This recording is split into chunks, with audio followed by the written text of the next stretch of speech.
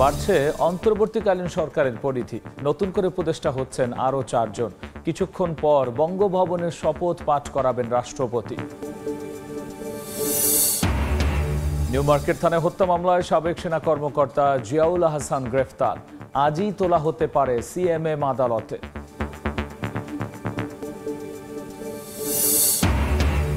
আন্দোলনে বেরিয়ে ঘরে ফেরা হয়নি অনেকের। নিখোঁজদের খোঁজে হাসপাতালে দাঁড়ে দাঁড়ে স্বজনরা। মুন্সিগঞ্জে প্রাণহারা 9 জন, চিকিৎসাধীন বেশ কয়েকজন। এবং ঘোড়াশাল পলাশ ইউরিয়া সার কারখানা চালুর প্রথম মাসেই উৎপাদন 84,000 মেট্রিক টন। গ্যাস সংকটে উৎপাদন ব্যাহত হওয়ার শঙ্কা, সরবরাহ স্বাভাবিক রাখতে সজাগ কর্তৃপক্ষ। আমন্ত্রণ সময় সংবাদের নিয়মিত আয়োজন বিভাগীয় সময়। থাকছি সপ্তাহের 7 দিন ভিন্ন ভিন্ন বিভাগের সংবাদ নিয়ে। আজ ঢাকা বিভাগ, সঙ্গে আছি আমি গোলাম রাব্বি। 15 আগস্ট ঘিরে নানা অপ্রত্যাশিত ঘটনাকে মানবাধিকার বিরোধী আখ্যা দিয়েছে বৈষম্য বিরোধী ছাত্র আন্দোলন। তারা বলছে, বিপ্লব বিতর্কিত করতে আওয়ামী লীগ ও ছাত্রলীগ ছদ্মবেশে সব ঘটনা ঘটাতে পারে। তবে তদন্তে কোনো সমন্বয়ক জড়িত থাকার প্রমাণ পাওয়া গেলে ব্যবস্থা নেওয়ার কথা জানিয়েছেন অন্যতম সমন্বয়ক সার্জিস আলম। এদিকে সড়কে পুলিশ ট্রাফিকের দায়িত্বে ফেরায় শিক্ষার্থীদের ক্লাসে যাওয়ার প্রস্তুতি নেওয়ার পরামর্শ দিয়েছেন তিনি।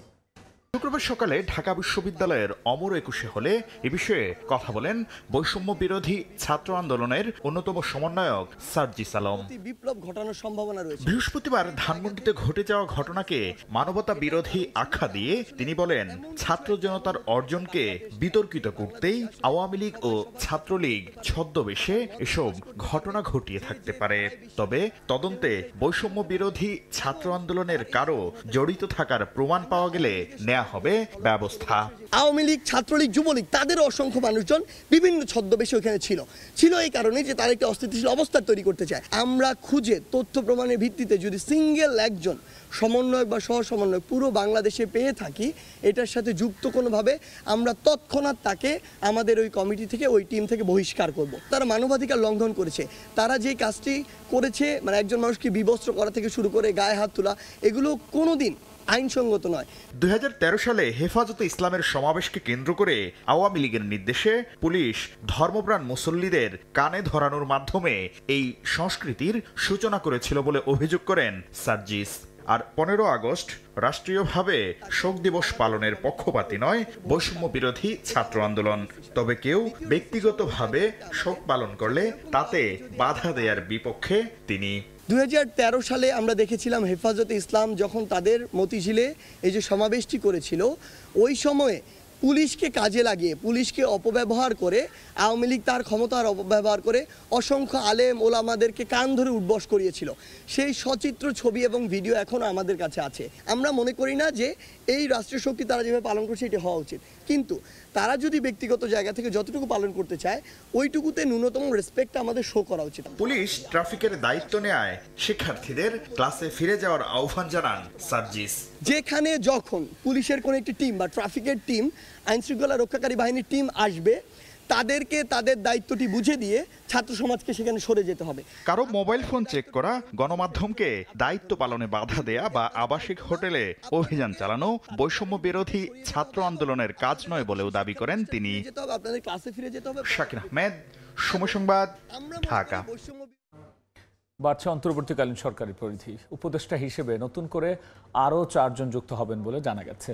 রাষ্ট্রপতির প্রেস উইং জানায়, বিকেল 4টায় বঙ্গভবনে শপথ পাঠ করাবেন রাষ্ট্রপতি মোহাম্মদ শাহাবুদ্দিন। তবে নতুন উপদেষ্টাদের নাম পরিচয় জানায়নি প্রেস উইং। সূত্রের মাধ্যমে পাওয়া তথ্য অনুযায়ী নতুন 4 উপদেষ্টা হতে পারেন ওয়াহিদ উদ্দিন মাহমুদ, আলী ইমাম মজুমদার, অবসরপ্রাপ্ত লেফটেন্যান্ট জেনারেল জাহাঙ্গীর আলম ও ফজলুল কবির খান।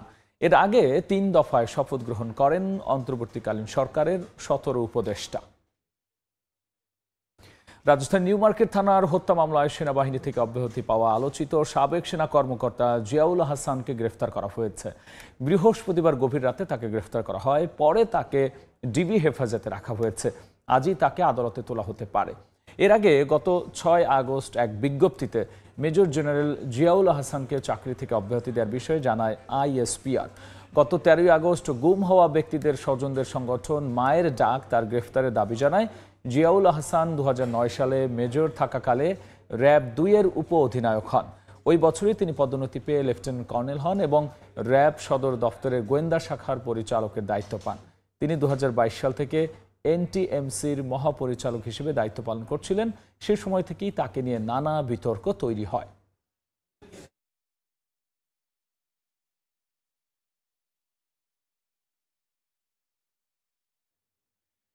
এই মুহূর্তে ডিবি কার্যালয়ের সামনে আছেন রিপোর্টার নিবিড় সাহা। এ বিষয়ে বিস্তারিত জানতে সরাসরি যুক্ত হচ্ছি তার সঙ্গে।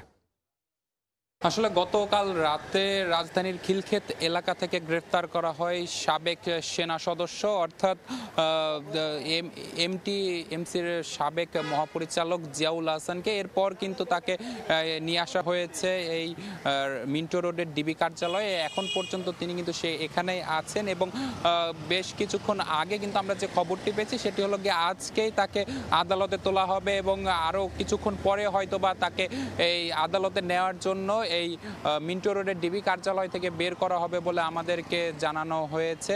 তো সবকিছু মিলিয়ে যদি জিয়াউল হাসান তার কথা বলতে যায়, তিনি আসলে কিন্তু বেশ আগে থেকে বেশ আলোচিত সমালোচিত ছিলেন এবং তার বিরুদ্ধে কিন্তু আজকে যে তাকে গ্রেফতার করা হয়েছে, তাকে রাজধানী নিউ মার্কেট থানার একটি হত্যা মামলায় তাকে গ্রেফতার করা হয়েছে বলে আমরা জানতে পেরেছি এবং যে হত্যা মামলায় আগে আসামি করা হয়েছিল উপদেষ্টা সালমান এফ রহমান এবং সাবেক আইনমন্ত্রী আনিসুল হককে কিন্তু এই একই মামলায় গ্রেফতার করা হয়েছে বলে আমরা জানতে পেরেছি।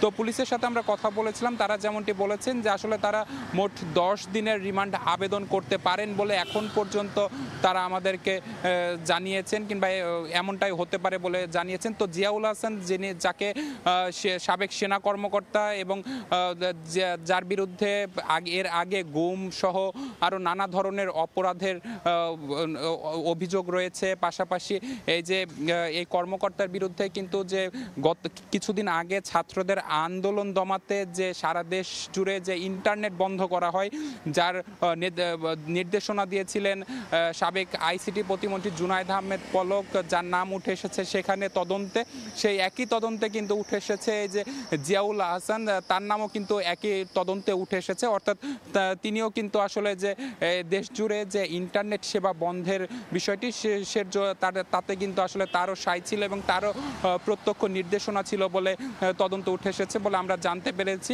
তো সবকিছু মিলিয়ে যদি বলা যায় যে আসলে গতকাল রাতে খিলক্ষেত থেকে তাকে গ্রেফতারের পর তাকে নিয়ে আসা হয়েছে এই ডিবি কার্যালয়ে এবং আরও কিছু সময় পরে হয়তোবা তাকে সিএমএম কোর্টে নেওয়ার জন্য এই ডিবি কার্যালয় থেকে বের করা হবে বলে আমরা জানতে পেরেছি। তো সবকিছু মিলিয়ে এই ছিল আমার কাছে থাকা সবশেষ খবর। আমরা সরাসরি ছিলাম রাজধানী ডিবি কার্যালয়ে। এদিকে রাজধানীর হাসপাতালগুলোতে এখনও স্বজনদের খুঁজে ফিরছে বহু পরিবার। কোটা সংস্কার আন্দোলনে অংশ নিতে বাড়ি থেকে বিদায় নিয়ে ফেরেননি অনেকেই। নাম উঠেছে নিখোঁজের তালিকায়, বেঁচে আছেন কিনা জানা নেই কারো। ঢাকা মেডিকেলের মর্গে এখনো বেওয়ারিশ পড়ে আছে 6টি মরদেহ। হতভাগ্যদের কারো কারো চেহারা এতটাই বিকৃত যে মুখ দেখে শনাক্তের উপায়ও নেই। হায়দার আলীর রিপোর্ট। হবিগঞ্জের এই পরিবারটি ঢাকা মেডিকেলের মর্গে এসেছেন রাব্বির খোঁজে। 19 বছর বয়সী রাব্বি রাজমিস্ত্রির কাজ করতেন মিরপুরে। 2 সহকর্মীর সঙ্গে 5 আগস্ট মিরপুর 10-এ গিয়েছিলেন এক দফার কর্মসূচিতে। সেদিন সহকর্মীরা বাসায় ফিরলেও সেই থেকে সন্ধান নেই রাব্বির। রাজধানীর বিভিন্ন হাসপাতাল ঘুরে ঢাকা মেডিকেলের মর্গে পড়ে থাকা 8টি লাশেও মেলেনি রাব্বির মুখ। 5 তারিখ থেকে বর্তমানে আপনার সিলেট থেকে ধুইরে এবং কি মানে কোনো জায়গা বাদ নাই। ভালো করে চিনতে পারতেছি না, কারণ যেহেতু মুখটা নষ্ট হয়ে গেছে, তার মুখটা একটু ফুলে গেছে। একই রকম শঙ্কা আর উদ্বেগ নিয়ে নারায়ণগঞ্জ থেকে ঢাকা মেডিকেলে আসে আমানতের পরিবার। বেওয়ারিশ 8টি লাশ দেখে 10 দিন নিখোঁজ থাকা আমানতকে শনাক্ত করতে পারেন স্বজনরা। বাইং হাউজের এই কর্মকর্তাকে শুধু হত্যাই করা হয়নি, আগুনে পুড়িয়ে দেওয়া হয় গোটা শরীর। ওই দিন বাইক নিয়ে বের হয়েছে আর কি, দেখতে কি দেশের কি অবস্থা দেখতে পারে, ওই দিন থেকে নিখোঁজ। তারপর থেকে আমরা নানানভাবে খোঁজ করছি। প্রথম যেই মর্গে আমরা খোঁজ করেছি সেখানে লাশের স্তূপ ছিল। ওই স্তূপে আপনার তার লাশ শনাক্ত করা কঠিন ছিল, তার পরনের জামা কাপড় দেখে আমরা চিহ্নিত করি। কোটা আন্দোলন ঘিরে শুধু ঢাকা মেডিকেলের মর্গেই এখন পর্যন্ত ময়না তদন্ত হয়েছে 108টি মরদেহের। এগুলি হচ্ছে ঢাকা মেডিকেল থেকে আসছে 4টা আর হচ্ছে যাত্রাবাড়ি থেকে আসছে 2টা। মোট 6টা বডি আমার কাছে এখন বর্তমানে আছে। 15ই আগস্ট পর্যন্ত মরদেহগুলোর কোনো ওয়ারিশ পাওয়া যায়নি। সোহরাওয়ার্দী হাসপাতালেও পড়ে আছে একটি বেওয়ারিশ লাশ। দুই হাসপাতালে মর্গে পড়ে থাকা লাশগুলোর স্বজনরা এখনও জানেনই না তাদের সন্তানের ভাগ্যে কী ঘটেছিল। হাসপাতাল কর্তৃপক্ষ বলছে আরও কয়েকদিন অপেক্ষার পর লাশগুলো কেউ নিতে না আসলে 7টি লাশই বেওয়ারিশ হিসেবে দাফন করা হবে। হায়দার আলী, সময় সংবাদ, ঢাকা। বৈষম্য বিরোধী ছাত্র আন্দোলনে মুন্সিগঞ্জের অন্তত 9 জন প্রাণ হারিয়েছেন, আহত হয়েছেন অসংখ্য ছাত্র জনতা। আহতদের অনেকে এখনও হাসপাতালে চিকিৎসাধীন। স্বজন হারানো পরিবারের সামনে নানা চ্যালেঞ্জ, তারপরও গণ অভ্যুত্থানের আত্মত্যাগে গর্ববোধ করেন তারা। নাসিরুদ্দিন উজ্জ্বলের রিপোর্ট, ছবি তুলেছেন আবু সাইদ। গুলিবিদ্ধ হয়ে প্রাণ হারানো আরেক অটোরিকশা চালক দীপজল সর্দার এবং রং মিস্ত্রি মোহাম্মদ সজল। গুলি খাইছে, গুলি খেয়ে মারা গেছে। তো এখন হ্যাঁ তো মরে গেছে, দেশ তো স্বাধীন হয়েছে। তো এখন মনে করেন আমার 2টা মেয়ে আছে, আমি অসুস্থ মানুষ, কীভাবে চলবো? আমার বাবা স্বাধীনতার যারা আমার বাবার হত্যা করছে তাকে আমরা বিচার চাই, যে সরকার তাদের বিচার করুক। সফল গণ অভ্যুত্থানের পর বৈষম্য বিরোধী ছাত্ররা নিহতদের স্মরণে সুপার মার্কেটের কাছের অঙ্কুরিত মুক্তিযোদ্ধা ভাস্কর্যটির নিচে রক্তের লাল রঙের উপর শহীদ চত্বর নামকরণ এবং শহরের দেওয়ালগুলোতে গ্রাফিতি অঙ্কন করেন। পুলিশ এবং ছাত্রলীগের গুলিতে আমাদের এই চত্বরে অনেকগুলো তাজা প্রাণ চলে যায়, অনেকগুলো মানুষ শহীদ হয়। তারা দেশের জন্য এই জায়গায় শহীদ হওয়ার কারণে আমাদের এই চত্বরকে শহীদ চত্বর নাম দেওয়া হয়েছে। হাসপাতাল কর্তৃপক্ষের তথ্য অনুযায়ী এই চত্বর ঘিরেই 4 আগস্টের সহিংসতায় 3 জনের প্রাণহানি সহ অন্তত 95 জন আহত হয়েছেন। তাদের অনেকে এখনও হাসপাতালে বা নিজ বাড়িতে চিকিৎসাধীন। এছাড়া এই গণ আন্দোলনে রাজধানী টঙ্গী, যাত্রাবাড়ি ও চিটাগাং রোডে আরও অন্তত মুন্সিগঞ্জের 6 ছাত্র জনতা প্রাণ হারিয়েছেন। নাসিরুদ্দিন উজ্জ্বল, সময় সংবাদ, মুন্সিগঞ্জ। দেশের অস্থিতিশীল পরিস্থিতি কাটার পর স্বাভাবিকভাবে চলছে থানার কার্যক্রম। নিয়মিত সেবা নিচ্ছেন সাধারণ মানুষ। আর সে খবর জানাতে মুন্সিগঞ্জ সদর থানায় আছেন রিপোর্টার নাসিরুদ্দিন উজ্জ্বল। সরাসরি যাচ্ছি তার কাছে।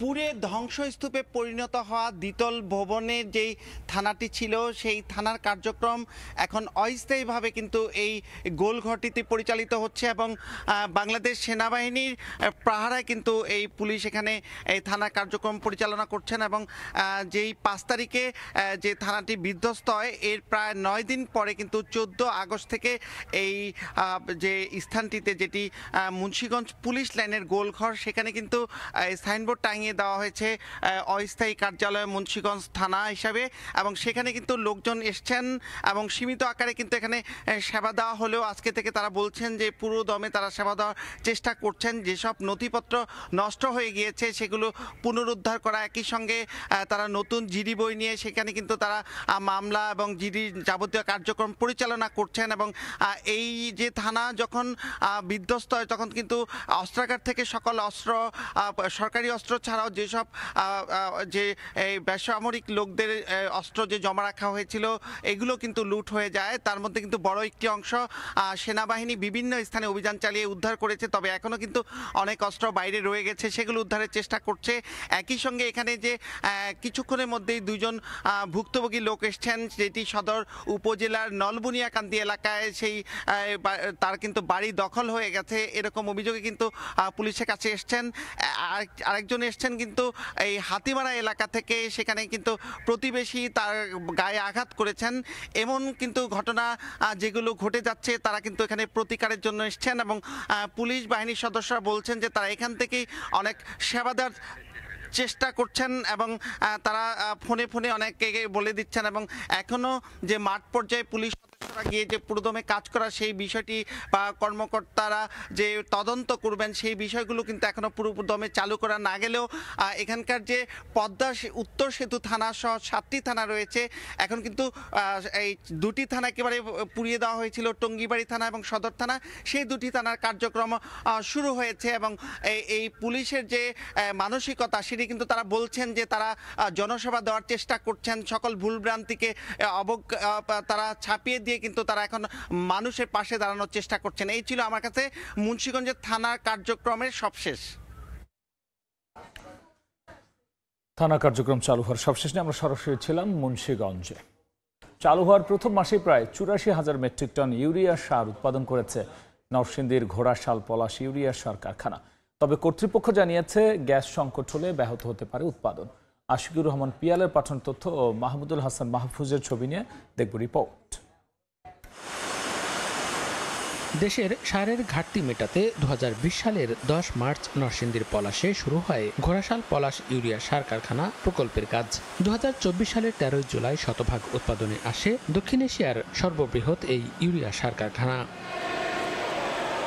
প্রকল্প সংশ্লিষ্টরা বলছেন, গ্যাস সংকটের কারণে কারখানা নির্মাণের পর উৎপাদনে আসতে ৮ মাস সময় লেগেছে। গত ১ মাস ধরে প্রতিদিন ২,৮০০ মেট্রিক টন সার উৎপাদন করছে কারখানাটি। তবে আগামীতে আবারও গ্যাস সংকট হলে উৎপাদন ব্যাহত হওয়ার শঙ্কা কর্মকর্তাদের। 65 থেকে 70%, তার ক্রমাগতভাবে এই পর্যায়ক্রমে বাড়তিছে আর কি, বাড়তে বাড়তে এখন বর্তমানে 100% আছে। গ্যাস কমে গেলে অবশ্যই আবার এটা নিচে নামতে পারে, এটার সম্ভাবনা আছে। প্রকল্পের মূল দায়িত্বে রয়েছেন জাপানি ঠিকাদারি প্রতিষ্ঠান মিৎসুবিশি হেভি ইন্ডাস্ট্রিজ। কর্তৃপক্ষ বলছে, গ্যাসের চাপ কমে গেলে কারখানা বন্ধ না হলেও কমবে উৎপাদন। During working times, yes, it was very tough period. All persons very good cooperation. Japanese and Bangladeshi and Chinese. Many people are very much good. Our plant can continuously operate, but if gas supply will be less than 60%, plant cannot be continue operate, so we have to stop the operation. দেশে প্রতিবছর urea সারের চাহিদা গড়ে প্রায় ২৫ lakh metric ton. এর মধ্যে এই কারখানা থেকেই বছরে উৎপাদন হবে ১০ লাখ মেট্রিক টন ইউরিয়া সার। সময় সংবাদ, নরসিংদী। মাদারীপুরে দখল দূষণ অস্তিত্ব সংকটে বরিশাল খাল। ময়লা আবর্জনা ফেলায় ভরাট হয়ে গেছে খালের ৮ কিলোমিটারের বেশিরভাগ অংশ, আর এতে বন্ধ পানি প্রবাহ। তবে খালটি আবারও খননের আশ্বাস পানি উন্নয়ন বোর্ডের। সঞ্জয় কর্মকার অভিজিতের রিপোর্ট, ছবি তুলেছেন শাহাদাত আকর। দেখে মনে হতে পারে এ যেন কোনো এক ময়লার ভাগাড়, কিন্তু না, এটি মাদারীপুর শহরের ইটের পুল থেকে পাথুরিয়ার পার এলাকা জুড়ে বরিশাল খালের চিত্র। ব্যবসা বাণিজ্যের প্রয়োজনে শহর থেকে সরাসরি নৌপথে বরিশাল যাতায়াত করতে হতো স্থানীয়দের। এজন্য এটির নাম হয় বরিশাল খাল। কিন্তু ৮ কিলোমিটার দৈর্ঘ্য খালটি দখল আর দূষণে ভরাট হয়ে গেছে বেশিরভাগ অংশ। যাও আছে তাও আবার আশপাশের লোকজন ময়লা আর আবর্জনা ফেলায় ছড়াচ্ছে দুর্গন্ধ, বাড়ছে রোগবালাই, বন্ধ হয়ে গেছে পানি প্রবাহ। পানি না থাকায় খালের ভেতর অনেকেই ধানের চারাও রোপণ করেছেন, কোথাও আবার বাদ দিয়ে বন্ধ করা হয়েছে পানি প্রবাহ। এমন অবস্থায় পানি সংকটে দেয়া যাচ্ছে না শেষ, এতে ক্ষুব্ধ স্থানীয়রা। এমন দুর্গন্ধ অবস্থা এলাকার রাস্তা দিয়ে আমরা হাঁটতে পারি না। মশার কারণে মানুষ আরো বিষাক্ত হয়ে যাচ্ছে, অসুখ বিসুখ ছড়ায় যাইতেছে। এই খালটাকে সংস্কার করলে কিংবা খালটাকে ভালো করলে আমাদের যাতায়াতে সুবিধা হয়। আশা করি যে এই খালটা যেন পরিষ্কার পরিচ্ছন্নতা থাকে এবং এই খাল দিয়ে আগের মতো সেই থইথই পানি আসে। খালটির মালিকানা জেলা পরিষদ হলেও এ ব্যাপারে কথা বলতে রাজি নন কর্মকর্তারা। আর পানি উন্নয়ন বোর্ডের নির্বাহী প্রকৌশলী জানান, জেলা পরিষদ থেকে খননের একটি চিঠি পেলেই নেওয়া হবে উদ্যোগ। খালটা মূলত আসলে জেলা পরিষদের খাল। যদি জেলা পরিষদ থেকে আমাদের কাছে ডিও লেটার দেয় যে এটাকে আপনারা খনন করে দেন, আমরা উদ্বোধন কর্তৃপক্ষের কাছে পাঠাবো, প্রশাসনিক অনুমোদন বরাদ্দ পাওয়া সাপেক্ষে আমরা খনন করে দেবো।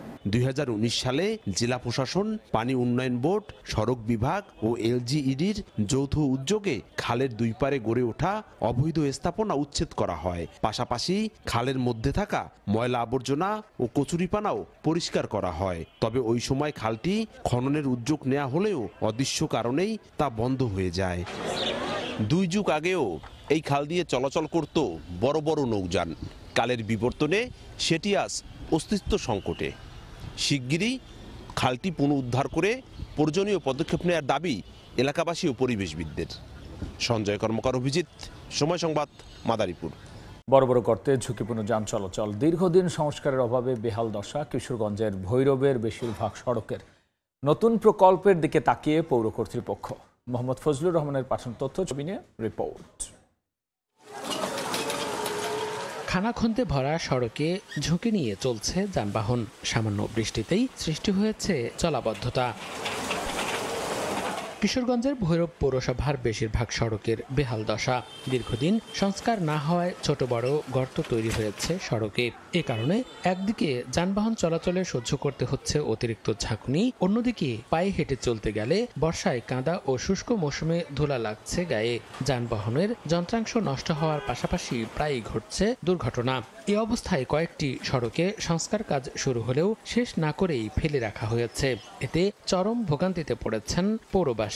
ভৈরবের একটা রাস্তাও ভালো নাই, এইভাবেই দিকদার করলে আমাদের গাড়ির সমস্যা বা আমাদের গাড়ির ক্ষতিকর হয়। ড্রেনের পানি, কুয়ার পানি ভাঙ্গা, হ্যাঁ, মানুষ চলাফেরা করে। মেয়র সাহেব এই দিক দিয়ে আসে যাওয়া করে, তারপর ওইগুলি দেখাও দেখে না। মেয়র সাহেবের কাছে আবেদন যে আমরা এই রাস্তাটা পুনরায় ভালো করে বানানো হোক।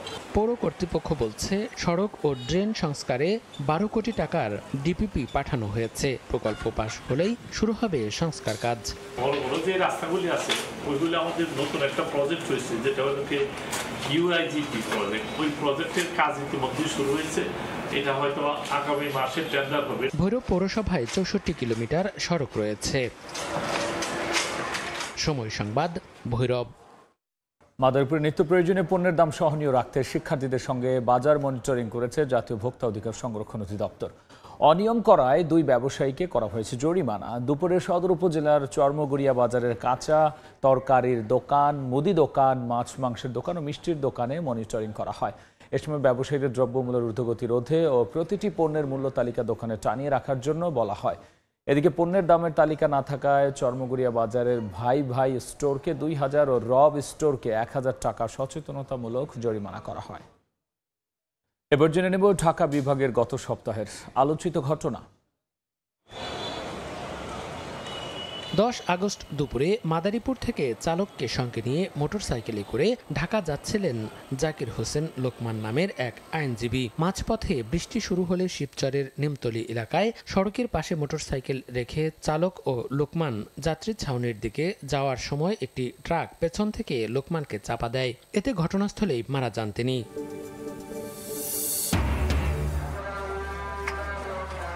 5 আগস্ট নারায়ণগঞ্জের রূপগঞ্জের গাউসিয়া এলাকার একটি ফ্যাক্টরিতে হামলা করে বিপুল পরিমাণ মালামাল লুট করে দুর্বৃত্তরা। খবর পেয়ে অভিযান শুরু করে সেনাবাহিনী। 11 আগস্ট কিশোরগঞ্জের করিমগঞ্জ থেকে উদ্ধার করা হয় মালামালগুলো। পরে বৈষম্য বিরোধী ছাত্র আন্দোলনের প্রতিনিধি ও স্থানীয় জনপ্রতিনিধিদের উপস্থিতিতে কারখানা মালিকের প্রতিনিধির কাছে হস্তান্তর করে সেনা সদস্যরা। 13 আগস্ট দুপুরে বাড়ি থেকে বের হয়ে নিখোঁজ হন মাদারীপুরের শিবচরের কলেজ ছাত্র রাকিব খান। সন্ধ্যায় উপজেলার জয়বাংলা ব্রিজ সংলগ্ন ময়নাকাটা নদীতে তার লাশ ভাসতে দেখেন স্থানীয়রা। বিভাগীয় সময় শীর্ষ সংবাদ জানিয়ে দিচ্ছে আরও একবার। বাড়ছে অন্তর্বর্তীকালীন সরকারের পরিধি। নতুন করে উপদেষ্টা হচ্ছেন আরও 4 জন। কিছুক্ষণ পর বঙ্গভবনে শপথ পাঠ করাবেন রাষ্ট্রপতি। এবং নিউ মার্কেট থানায় হত্যা মামলায় সাবেক সেনা কর্মকর্তা জিয়াউল আহসান গ্রেফতার। আজই তোলা হতে পারে সিএমএম আদালতে।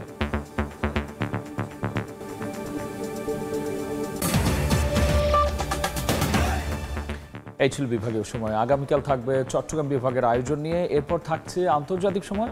সঙ্গে থাকুন সময়ের।